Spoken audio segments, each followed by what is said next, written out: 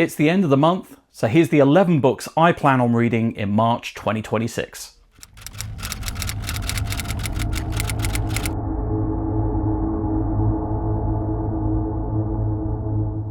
Hey everyone, welcome to Serrated Pages, horror, crime and genre fiction with an edge.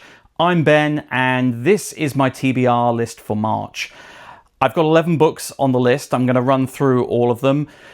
As it's my first TBR, I didn't actually know quite how many to put on the list, but I read 11 books in February and that's a short month, so I figured I'm probably safe putting 11 on for March. They're varying lengths, so we'll see if I get through them.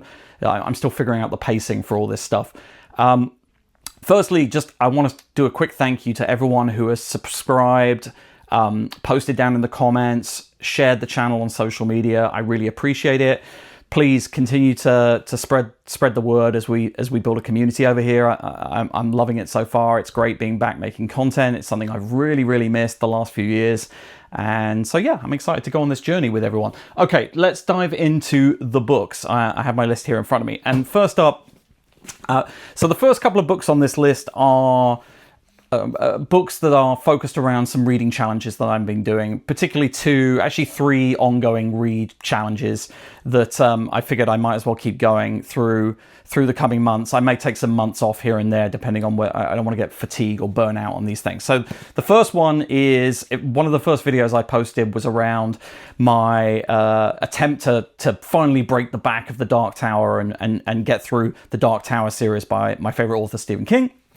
And I finished The Wastelands a couple of weeks ago, and so in March I'm going to head on to Wizard and Glass, the fourth book in the series. Now, this is a chunky beast. This is, I think, 900 pages. The whole of Wizard and Glass is almost as big as the first 3 books in the series combined. So we'll see. I'm probably going to be reading this through the month of March. So, but I'm excited. I'm excited to keep going with the series. I'm loving it so far. It has.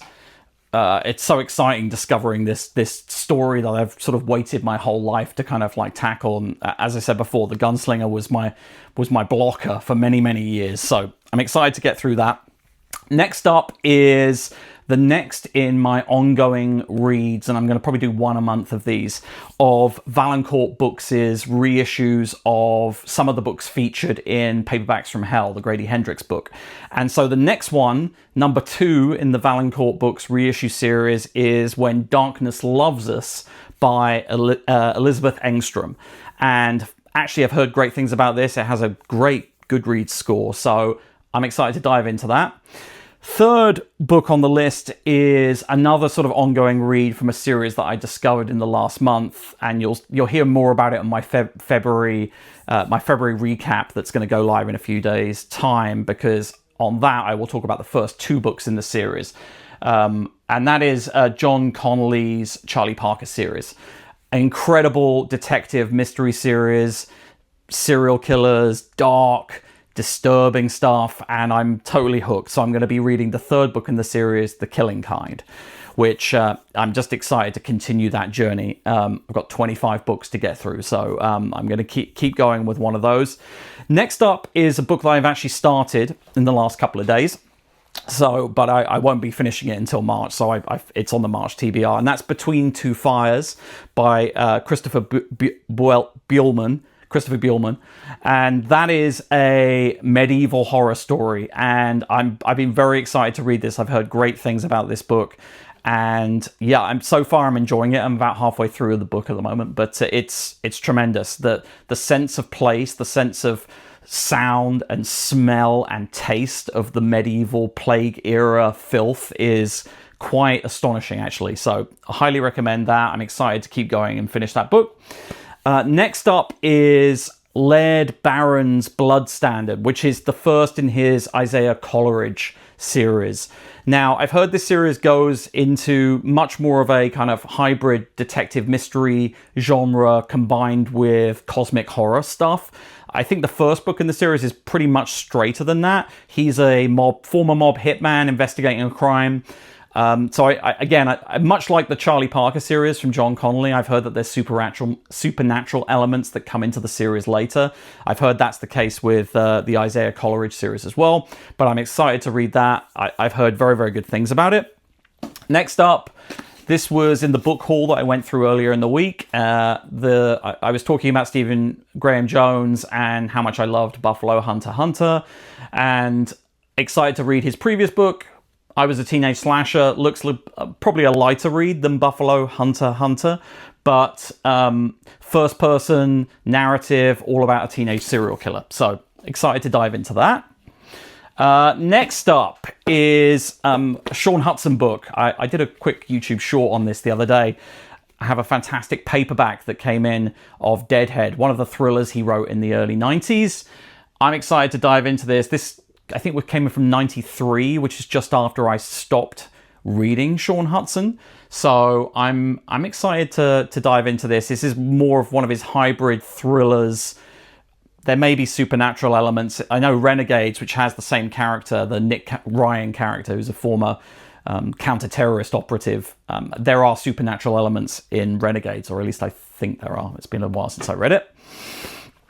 Next up, I'm really excited to dive into this series. Alex Grecian is an author who's got a fair amount of attention. He's really good at writing historical books. Red Rabbit is the horror western that he published a few years ago.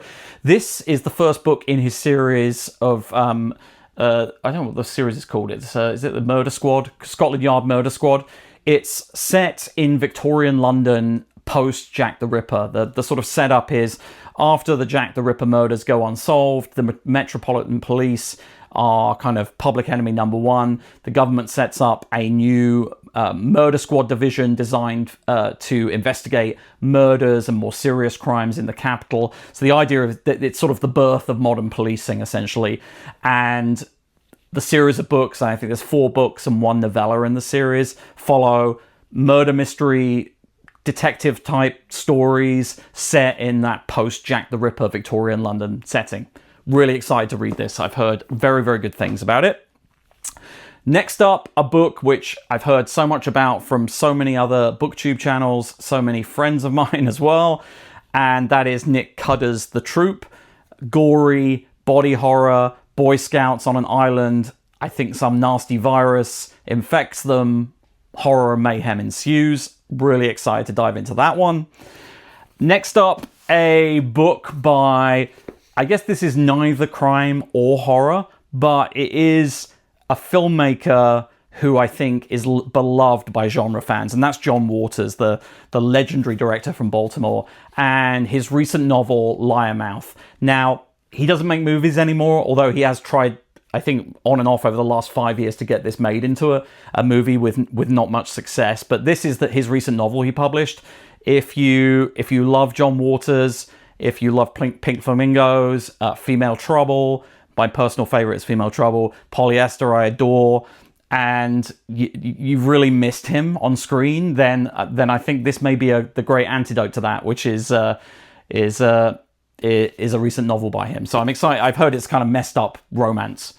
Of course it's messed up, it's John Waters. So, and then finally, this is probably more in the sci-fi category, but it's something I really wanted to at least get a little taste of. I've heard so much about the lit RPG genre the last few years. This idea of blending RPG gaming mechanics, stats, loot upgrades, this kind of thing, structured levels, boss battles, that kind of thing, and structuring it inside fiction. And I'm intrigued by it.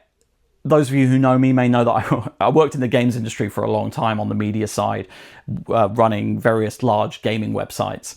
And so the idea of blending game mechanics or sort of game literacy inside novels is kind of curious to me. I'm wondering how I'm going to feel about it. Anyway, I figured I should pick probably the most successful one, probably the one that has sort of broken through and most people are talking about or have been talking about, and that's Matt Dinnerman's Dungeon Crawler Carl. And so I'm going to try and read that this month as well. As I said, it's not really crime. It's definitely a genre, right? So it's sort of sci-fi, action, adventure, I think, is probably the category. But I'm excited to see how that blend of gaming stuff and genre fiction stuff, quest genre fiction stuff, is going to work. So I'm curious. Okay, that's the 11 books that I'm going to read this month. I would love to hear your thoughts if you've read any of them as we go through the month. Post in the comments down below, let us know. Thank you for watching. Please like, subscribe, all that good stuff, and I will see you next time on the channel.